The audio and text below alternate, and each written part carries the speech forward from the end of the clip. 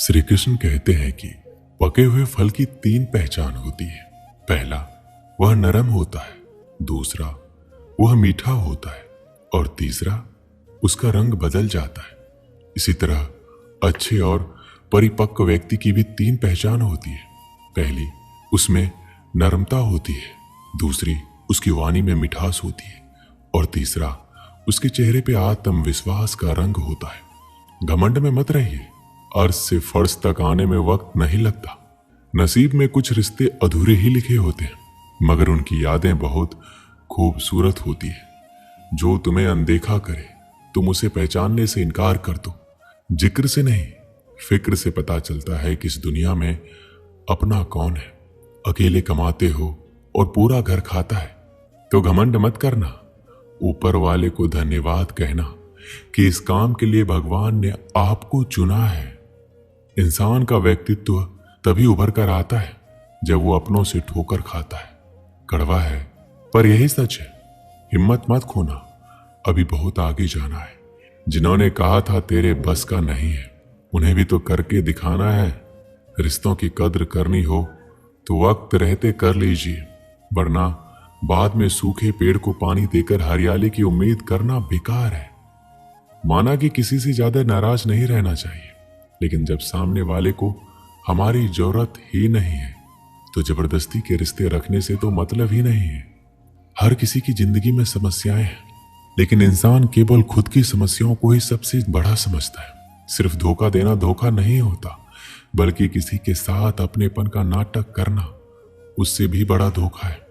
टूटी हुई चीजें हमेशा तकलीफ देती है, जैसे कि दिल, नींद, भरोसा और सबसे ज्यादा उम्मीद। कुछ बातें कांटों से भी ज्यादा तेज चुभती है। कांटों से मिला घाव तो कुछ दिन में भर जाता है, पर दिल पर लगी बात जिंदगी भर याद रहती है। अपने अंदर की छोटी कमियों को सुधार लीजिए, क्योंकि एक छोटा सा छेद इस समुद्री जहाज के डूबने का कारण बन जाता है। लोग कहते हैं खुश रहो, लेकिन मजाल है कि खुश रहने दे। लॉटरी सिर्फ पैसों से ही नहीं लगती। एक अच्छे इंसान का जिंदगी में मिलना भी किसी लॉटरी से कम नहीं होता। कभी कभी अपने ही अपनों का ऐसा तमाशा बनाते हैं कि वो अपना कहलाने के लायक नहीं रहते। सोच भले ही नया रखो, लेकिन संस्कार पुराने ही अच्छे हैं। जिंदगी जब कठिन समय में नाच नचाती है तो ढोलक बजाने वाले अपने ही जान पहचान वाले होते हैं। घोड़ा वही प्रथम आता है जिसका सवार अच्छा हो, और उसी तरह परिवार आगे बढ़ता है जहां मुखिया समझदार हो। जिंदगी में धोखा मिले तो उदास ना हुआ करो, बल्कि शुक्र मनाओ कि किसी दोगले इंसान से पीछा छूटा। परिवर्तन से मत डरो। अगर कुछ अच्छा खोज सकते हो तो उससे भी अच्छा हासिल कर सकते हो। जो तुम्हें चाहेगा वो तुमसे कुछ नहीं चाहेगा, यही अटूट सत्य है। करने दो जो आपकी बुराई करते हैं। ऐसी छोटी छोटी हरकतें छोटे लोग ही क्या करते हैं। अगर आपके कुछ अपनों ने आपका साथ छोड़ दिया है तो समझ लीजिए आपसे उनका मतलब निकल गया है। आजकल जो जितना सीधा और शांत होता है वो उतना ही खतरनाक होता है। रिश्ते तितलियों जैसे होते हैं, जोर से पकड़ो तो मर जाते हैं, छोड़ दो तो उड़ जाते हैं। अगर प्यार से पकड़ो तो अपना रंग छोड़ जाते हैं। मैं उसी बात का जिम्मेदार हूं जो मैंने कही है, उसका नहीं जो आपने समझा है। संबंधों का जोड़ना एक कला है, लेकिन संबंधों को निभाना एक साधना है। जिंदगी में हम कितने सही और कितने गलत हैं ये सिर्फ 2 ही लोग जानते हैं, एक परमात्मा और एक अपनी अंतरात्मा। हासिल कर लीजिए या गवा दीजिए, मगर अपने स्वार्थ के लिए किसी का इस्तेमाल मत कीजिए। दुनिया में माता पिता ही एक ऐसे इंसान है जो चाहते हैं मेरे बच्चे मुझसे ज्यादा कामयाब हो। मतलबी दुनिया के लिए कोई रिश्ता मायने नहीं रखता। जो धोखा खाने और दुख मिलने के बाद भी गलत रास्तों पर नहीं जाता है और ईमानदारी से अपना कार्य करता है, ऐसा इंसान ईश्वर को सबसे ज्यादा प्रिय होता है। अंत में ऐसे इंसान की जीत निश्चित हो जाती है। जो हमें समझ नहीं सका उसे हक है कि वो हमें बुरा ही समझे। प्रशंसा से पिघलना मत, क्रोध से जलना मत, आलोचना से उबलना मत और शब्दों में फिसलना मत। भरोसा रखना कृष्ण पर, जो यहां तक लाया है आगे भी ले जाएगा। दरिया बनकर किसी को डुबाने से बेहतर है जरिया बनकर किसी को बचाया जाए। कुछ लोग मुझे अपना कहा करते थे, सच कहूं तो सिर्फ कहा ही करते थे। रिश्तों को वक्त पर वक्त देना उतना ही जरूरी है जितना पौधों को वक्त पर पानी देना। जो लोग साल को बदलता देख रहे हैं, हमने साल भर लोगों को बदलते देखा है। जब समय और हालात खराब होंगे, ना तो आपके अपने और उनसे की गई उम्मीदें सब टूट जाएंगे।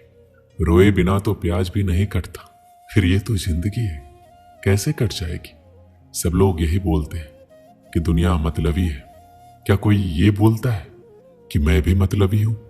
अपनी तारीफ खुद ही कर लिया कीजिए, क्योंकि बुराई करने के लिए तो पूरे रिश्तेदार बैठे हैं। कलम तभी साफ और अच्छी लिख पाती है जब वो थोड़ा रुक कर चलती है। वही हाल जिंदगी में इंसान का है। अपनी जिंदगी ऐसे जियो कि तुम्हारी मौत पर पूरी दुनिया रोए और तुम जश्न मनाते हुए इस दुनिया से जाओ। जब तक आप अपनी समस्याओं और कठिनाइयों की वजह दूसरों को मानते हैं, तब तक आप अपनी समस्याओं और कठिनाइयों को मिटा नहीं सकते। भीड़ हमेशा उस रास्ते पर चलती है जो रास्ता आसान लगता है, लेकिन इसका मतलब ये नहीं है कि भीड़ हमेशा सही रास्ते पर चलती है। अपना रास्ता खुद चुनिए, क्योंकि आपको आपसे बेहतर कोई और नहीं जानता। इस दुनिया में असंभव कुछ भी नहीं है। हम वो सब कर सकते हैं जो हम सोच सकते हैं, और हम वो सब सोच सकते हैं जो आज तक हमने नहीं सोचा। बीच रास्ते से लौटने का कोई फायदा नहीं है, क्योंकि लौटने पर आपको उतनी ही दूरी तय करनी पड़ेगी जितनी दूरी तय करने पर आप लक्ष्य तक पहुंच सकते हैं। सफलता हमारा परिचय दुनिया को करवाती है, और असफलता हमें दुनिया का परिचय करवाती है। अगर किसी चीज को दिल से चाहो तो पूरी दुनिया उसे तुमसे मिलाने में लग जाती है। आप ये नहीं कह सकते कि आपके पास समय नहीं है, क्योंकि आपको भी दिन में उतना ही समय मिलता है जितना समय महान और सफल लोगों को मिलता है। जीत और हार आपकी सोच पर निर्भर करती है। मान लो तो हार होगी, ठान लो तो जीत। जिंदगी की कठिनाइयों से भाग जाना आसान होता है। यही जज्बा रहा तो मुश्किलों का भी हल निकलेगा। जमीन बंजर हुई तो क्या हुआ, वहां से भी जल निकलेगा।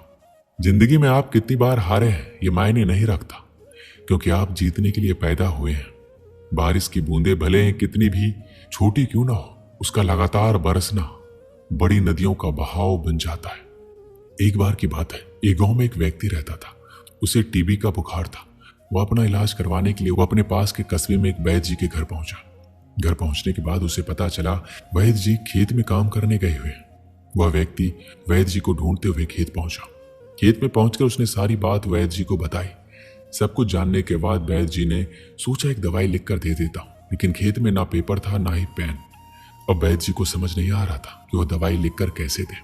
तभी उनकी नजर एक लाल ईंट पर पड़ी। उन्होंने इस ईंट पर मिट्टी के टुकड़े से दवाई लिखकर उस आदमी को दिया और कहा, यह दवाई ले लेना और इसे पानी में घोलकर पीना। समस्या यह था कि वह आदमी अनपढ़ था। उसे वैद्य जी की बात पूरी तरह समझ में नहीं आई। वह उस ईंट को लेकर घर चला आया। 3 महीने बाद वह व्यक्ति वापस वैद्य जी के पास आया और बोला, वैद्य जी, आपने जो दवाई दी थी उसमें से मैं आधे से ज्यादा ठीक हो गया। अगर आप दवाई मुझे फिर से दे दो तो मैं पूरी तरह से ठीक हो जाऊंगा। वैद्य जी ने कहा, मैंने तुम्हें दिया तो था। वह व्यक्ति कहता है, ईंट तो हमारे घर में भी बहुत है, पर आपने जो उस ईंट पर मंत्र फूंक के दिया था वह दे दो, मेरा काम बन जाएगा। वैद्य जी हैरान हो गए। जब उन्होंने पूरी बात पूछी तो पता चला कि वह व्यक्ति पिछले 3 महीने से उस ईंट को ही पानी में घोलकर पी रहा था, लेकिन वैद्य जी ने उसे फिर भी कुछ नहीं बताया। जानते हो क्यों? क्योंकि उसे इलाज पर पूरा भरोसा था कि वो ठीक हो जाएगा। वैद्य जी ने फिर से एक ईंट ली और मिट्टी से उस ईंट पर दवाई का नाम लिखकर दे दिया। वह व्यक्ति कुछ समय बाद पूरी तरह से ठीक हो गया। दोस्तों, ये कहानी तो बहुत छोटी सी थी, लेकिन इसमें बहुत ही बड़ी सीख छुपी हुई है। अगर हमें किसी भी चीज पर पूरी तरह से भरोसा है तो वह चीज होकर ही रहेगी। जैसे उस व्यक्ति को वैद्य जी के इलाज पर पूरा भरोसा था और वह उस इलाज से ठीक भी हो गया। और यही चीज हमारी जिंदगी में भी लागू होती है। अगर आपको अपने सपनों पर पूरा भरोसा है तो वह एक ना एक दिन जरूर पूरा होगा। बस अपने सपनों पर भरोसा रखना होगा और ईमानदारी से मेहनत करते रहना होगा। देखना, एक ना एक दिन आपके सपने जरूर पूरे होंगे। विश्वास एक ऐसी चीज है जो किसी भी असंभव काम को संभव कर सकती है। विश्वास अगर आपको एक पत्थर की मूर्ति पर है तो वह आपकी बड़ी से बड़ी मनोकामना भी पूरी कर सकती है। दोस्तों, इस वीडियो में बस इतना ही। मिलते हैं अगली वीडियो में। अपना ख्याल